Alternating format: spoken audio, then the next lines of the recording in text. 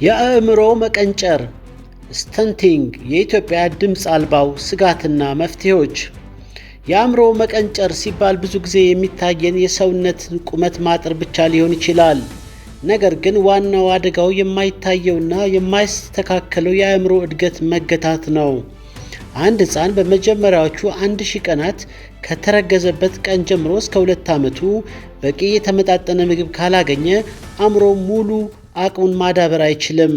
ይህ ደግሞ ለአንድ ግለሰብ ብቻ ሳይሆን ለሀገር ኢኮኖሚ ትልቅ ሸክም ነው። በኢትዮጵያ ያለው ነባራዊ ሁኔታ ጥናቶች ምን ይላሉ? በኢትዮጵያ በተለያዩ ጊዜያት የተደረጉ የጤናና ስነ ሕዝብ ጥናቶች እንደሚያሳዩት ምንም እንኳን ባለፉት 20 ዓመታት መሻሻሎች ቢታዩም አሁን ከ37% በላይ የሚሆኑ የኢትዮጵያ ሕፃናት ለመቀንጨር የተጋለጡ ናቸው። ይህ ማለት ከ3 ሕፃናት አንዱ በቂ የአእምሮና የሰውነት እድገት የለውም ማለት ነው። በተለይ በገጠሪቱ የሀገሪቱ ክፍሎች በዝቅተኛ የኑሮ ደረጃ ላይ ባሉ ቤተሰቦች ዘንድ ችግሩ እጅግ የከፋ ነው። የኢኮኖሚ ውድነትና መቀንጨር። አሁን ባለው ዓለም አቀፋዊና ሀገራዊ የኢኮኖሚ ሁኔታ የኑሮ ውድነቱ በቀጥታ የሕፃናትን ምግብ ያጠቃል። የፕሮቲን ዋጋ መናር። እንደ እንቁላል፣ ወተትና ስጋ ያሉ ለሕፃናት አእምሮ እድገት ወሳኝ የሆኑ ምግቦች ዋጋ በመጨመሩ ቤተሰቦች በካርቦሃይድሬት ወይም እንደ እንጀራና ዳቦ ላይ ብቻ ጥገኛ እንዲሆኑ አድርጓቸዋል። በሌላ በኩል የምግብ ዋስትና ማጣት። የዋጋ ግሽበት ዝቅተኛ ገቢ ያላቸው ወላጆች ለልጆቻቸው በቀን 3 ጊዜ የተመጣጠነ ምግብ ማቅረብ እንዳይችሉ እንቅፋት ሆነዋል። በሌላ አንጻር የወሊድ ቁጥጥር ማነስና የግንዛቤ ጉድለት። እነዚህ 2 ነጥቦች የመቀንጨር ዋነኛ አባባሾች ናቸው። ከዚህ ጋር በተያያዘም የወሊድ መቆጣጠር አለመኖር፣ በአጭር ጊዜ ልዩነት የሚወለዱ ሕፃናት የእናት ጡት ወተትና በቂ እንክብካቤ የማግኘት ዕድላቸው ዝቅተኛ ነው። እናትየውም ሰውነቷ ሳያገግም ሌላ እርግዝና ውስጥ ስለምትገባ ጽንሱ የሚፈልገውን ንጥረ ነገር አያገኝም። ሌላው የግንዛቤ ማነስ ነው። ልጅ በባዶ ሆዱም ያድጋል የሚለው የተሳሳተ አመለካከት አሁንም አለ። ብዙዎች መቀንጨር ከዘር ወይም ጄኔቲክስ ጋር ብቻ የተያያዘ ይመስላቸዋል። ነገር ግን ዋናው ምክንያት የተመጣጠነ ምግብና ንጽህና መሆኑ ግንዛቤው ገና ነው። በሌላ አቅጣጫ መቀንጨር ለሀገር ኢኮኖሚ ያለውን ጉዳት እንመለከታለን። አንድ ሕፃን አእምሮ ከቀነጨረ ሀገሪቱ የምታጣው ትርፍ እጅግ ከፍተኛ ነው። ለምሳሌ የትምህርት ውጤታማነት መቀነስ። የቀነጨሩ ሕፃናት የማስታወስና የመረዳት አቅማቸው ዝቅተኛ በመሆኑ ከትምህርት ገበታቸው የመቅረትና የማቋረጥ ዕድላቸው ከፍተኛ ነው። የምርታማነት ማሽቆልቆል። እነዚህ ሕፃናት አድገው የሀገሪቱ የሰው ኃይል ሲሆኑ በጉልበትም ሆነ በአእምሮ ሥራ ያላቸው ብቃት አነስተኛ ይሆናል። የጤና ወጪ። ለመቀንጨር የተጋለጡ ሰዎች ለተለያዩ ተላላፊ ላልሆኑ በሽታዎች እንደ ስኳርና ደም ግፊት የመጋለጥ ዕድላቸው ከፍተኛ በመሆኑ በጤና ዘርፍ ላይ ጫና ይፈጥራሉ። ጥናቶች እንደሚያሳዩት ኢትዮጵያ በመቀንጨር ምክንያት ብቻ በየዓመቱ ከጠቅላላ የሀገር ውስጥ ምርት ወይም GDP እስከ 16 በመቶ የሚደርስ ኪሳራ ሊገጥማት ይችላል። የአእምሮ መቀንጨር የድህነት አዙሪት ውስጥ ነው። ድህነት ወደ መቀንጨር ይወስዳል። መቀንጨርም ደግሞ ወደ አነስተኛ ምርታማነትና ወደ ጥልቅ ድህነት ይመልሳል። መንግስት የምግብ ዋጋን ማረጋጋትና የሴፍቲኔት ፕሮግራም ማጠናከር አለበት። ጤና ባለሙያዎች ስለ መጀመሪያዎቹ 1000 ቀናት እና ስለ ቤተሰብ እቅድ ሰፊ ትምህርት መስጠት አለባቸው። ወላጆች ባሉበት አቅም ለሕፃናት ቅድሚያ በመስጠትና የጓሮ አትክልቶችን በማልማት የተመጣጠነ ምግብ ማቅረብ ይጠበቅባቸዋል። የ1000 ቀናት ሚስጥር ዘ ጎልደን 1000 ዴይስ። የአእምሮ መቀንጨር የሚወሰነው ልጅ ከተወለደ በኋላ ብቻ አይደለም። ዋናው ሥራ የሚሰራው ገና በማህፀን ውስጥ እያለ ነው። ሳይንሱ እንደሚነግረን አንድ ሕፃን ከተረገዘበት ቀን ጀምሮ እስከ 2ኛው ዓመት ልደቱ ድረስ ያሉት 1000 ቀናት የአንድ ሰው ሙሉ የሕይወት ዘመን ስኬት ይወስናሉ። በእነዚህ ቀናት ውስጥ የአንድ ሕፃን አእምሮ በሰከንድ ውስጥ እስከ 1 ሚሊዮን የሚደርሱ አዳዲስ የነርቭ ግንኙነቶችን ይፈጥራል። ይህ እድገት ልክ እንደ ቤት መሠረት ነው። መሠረቱ ካልጠነከረ ቤቱ ምን ያህል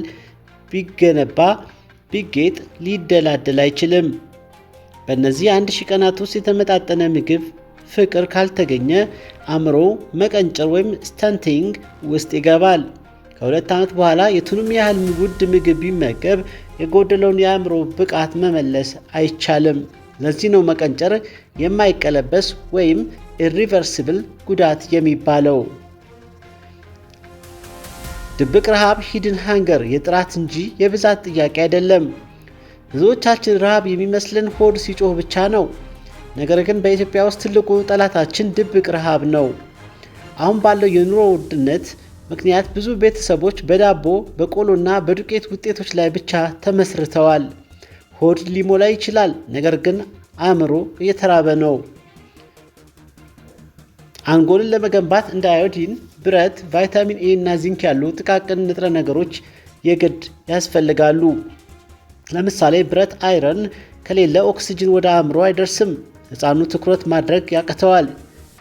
አዮዲን ከሌለ የአይኪው መጠን በከፍተኛ ሁኔታ ይወርዳል። ኢኮኖሚው ሲከብድ መጀመሪያ ከገበታ የሚጠፉት እነዚህ ንጥረ ነገሮች የሚገኙባቸው እንቁላል፣ ወተትና አትክልቶች ናቸው።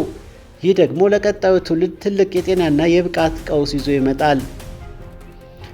እስቲ ደግሞ የንጽህናና የተላላፊ በሽታዎችን ድብቅ ሚና እንመልከት። ምግብ ብቻውን በቂ አይደለም። አንድ ሕፃን በየቀኑ የተመጣጠነ ምግብ አግኝቶ ነገር ግን የሚጠጣው ውሃ ንጹህ ካልሆነ መቀንጨሩ አይቀርም። ለምን? አንድ ሕፃን በተቅማጥ ወይም በትል በሽታ ሲያዝ የወሰደው ምግብ በሙሉ በሽታውን ለመከላከልና በበሽታው ለጠፉ ሕዋሳት ጥገና ይውላል። ሰውነቱ ተርፌ ላድግ ወይስ በሽታውን ልከላከል በሚል ምርጫ ውስጥ ሲገባ በሽታ መከላከሉ ላይ ስለሚያተኩር እድገቱ ይቆማል። በሀገራችን ያለው የንጹህ መጠጥ ውሃ እጥረት፣ የንጽህና አጠባበቅ ጉድለት ለመቀንጨር 50% ድርሻ አለው ቢባል ማጋነን አይሆንም። በመቀጠል የመቀንጨር አዙሪት እንመለከታለን። ዘ ሳይክል ኦፍ ስታንቲንግ። ይህ ችግር ግለሰባዊ ሳይሆን ትውልዳዊ ነው። አንዲት የቀነጨረች ሕፃን ልጅ ስታድግ አካላዊ እድገቷ በተለይ የዳሌ አጥንቷ በሚገባ አይሰፋም። ይህ ደግሞ ነገ እናት ስትሆን ለከፋ ምጥና ለወሊድ ችግር ይዳርጋታል። ከዚህ በላይ በቂ ንጥረ ነገር በሰውነቷ ውስጥ ስለሌለ የምትወልደው ሕፃን ገና ሳይወለድ ቀንጭሮ ወይም አንደር ዌይት ይወለዳል። በዚህ ምክንያት ድህነት እና መቀንጨር ከአያት ወደ እናት፣ ከእናት ወደ ልጅ እንደ ውርስ የተላለፈ ሀገርን አዙሪት ውስጥ ይከታል። ይህን ሰንሰለት ለመስበር የግድ ዛሬ ላይ በሕፃናት ምግብ ላይ መስራት አለብን። ተግባራዊ መፍትሄዎች ምንድናቸው? ምን እናድርግ? ችግሩ ግዙፍ ቢሆንም መፍትሄው ግን በእጃችን ነው። አንደኛ፣ ለእናቶች እረፍትና ምግብ።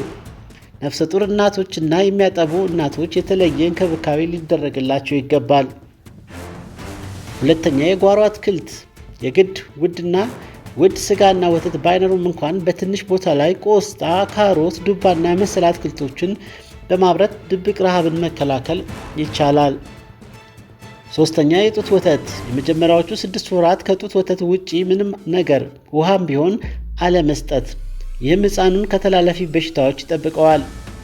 አራተኛ፣ የቤተሰብ እቅድ። ልጆችን አራርቆ መውለድ። እናቲቱ እንድታገግም ልጁም በቂ ጡትና እንክብካቤ እንዳያገኝ ይረዳል። መቀንጨር ቁመት ማጠር ብቻ አይደለም፣ የሀገር ብልህነትና ምርታማነት ማጠር ነው። ዛሬ የምናበላው እያንዳንዱ የተመጣጠነ ጉርሻ ነገ ጠንካራና አስተዋይ ዜጋን ይገነባል።